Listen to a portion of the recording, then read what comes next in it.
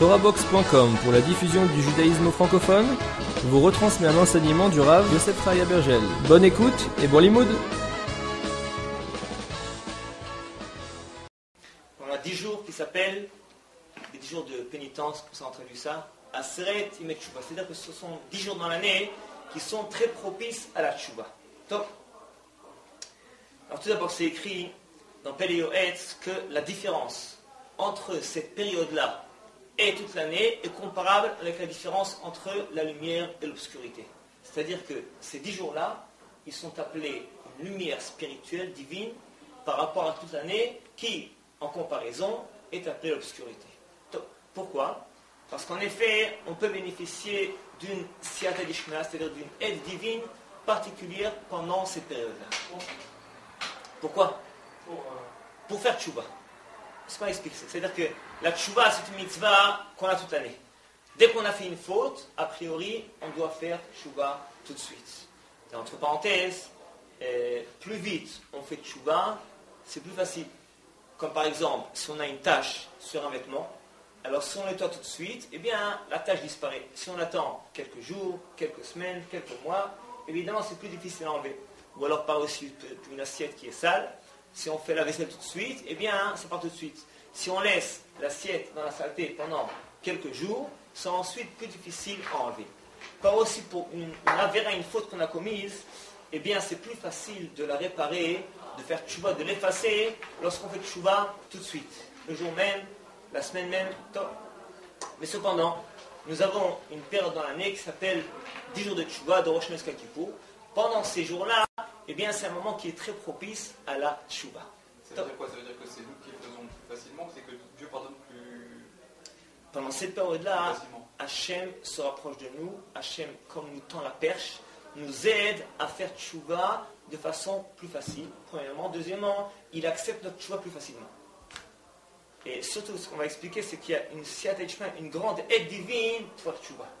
Quelqu'un qui veut faire tchouva, eh bien en effet, il est aidé. Des fois, on peut se rappeler, si on a des dettes à droite à gauche, si on a un espace, on a faute envers quelqu'un, il faut lui demander pardon, eh bien on peut s'en rappeler spécifiquement pendant ces périodes-là.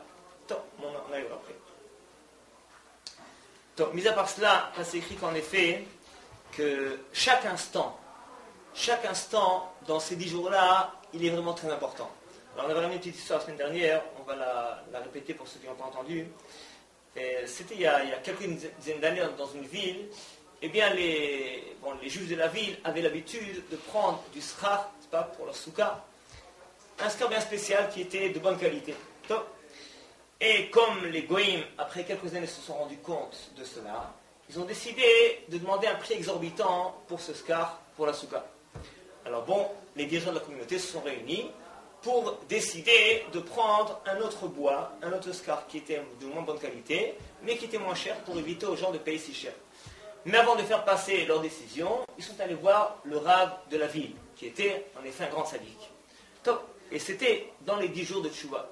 Le Rav leur a dit, vous avez tout à fait raison, mais je n'arrive pas à comprendre comment est-ce que vous avez le temps et l'esprit de vous occuper à une chose pareille pendant la Aseret et Tchouva, pendant le jour de Tchouva.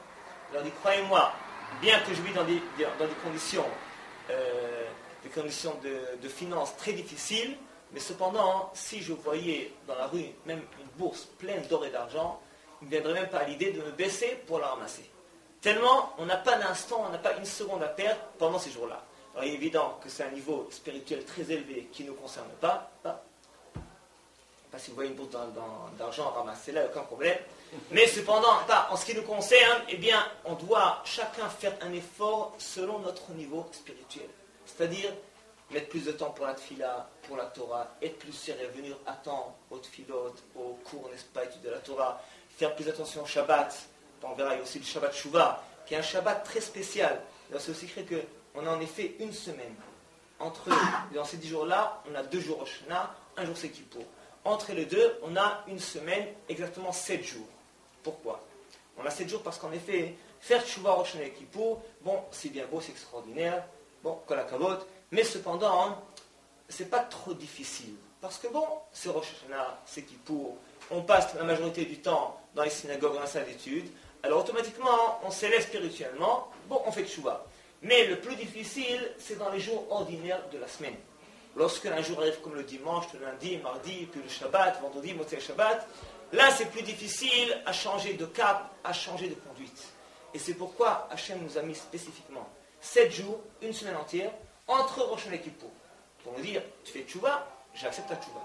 Mais attention à condition. Tu dois faire tes preuves. Tu dois montrer dans des jours ordinaires de la semaine, un dimanche normal, un lundi, un Shabbat, que tu fais quelque chose de différent. Tu dois montrer que tu fais un effort, que bien que c'est un jour normal, ordinaire de la semaine, eh bien ta tefila, elle est différente. Ton étude de la Torah est différente. Ta mise de tefilin est différente. Ton Shabbat est différent. Il faut au moins, n'est-ce pas, ne serait-ce que bouger de 1 pouce, de quelques centimètres, de montrer qu'on a une volonté sincère de transformer notre vie, de changer, de métamorphoser. Alors on peut le faire du jour au lendemain, mais si on se met à crier Rosh Hashanah et Kippour, Hashem Melech, Hashem Alach, Betimnor, Hashem Elohim, on doit aussi faire nos preuves pendant une semaine normale, ordinaire. Ne serait-ce que d'un petit peu, et ça pourra promettre une transformation dans le domaine spirituel pour l'année à venir. Donc, ça ne passe de façon générale pour expliquer ce que c'est, n'est-ce pas, l'essence de la tchouba pendant ces 10 jours-là. Encore une autre notion importante à savoir. Bon, c'est écrit dans les commentateurs que pendant ces 10 jours-là, eh bien, tout ce qui va se passer dans l'année est déjà décidé. Quand on dit maintenant, Kotvenu, Besefer Chaim, qu'Hachem nous écrit dans le livre de la vie, etc.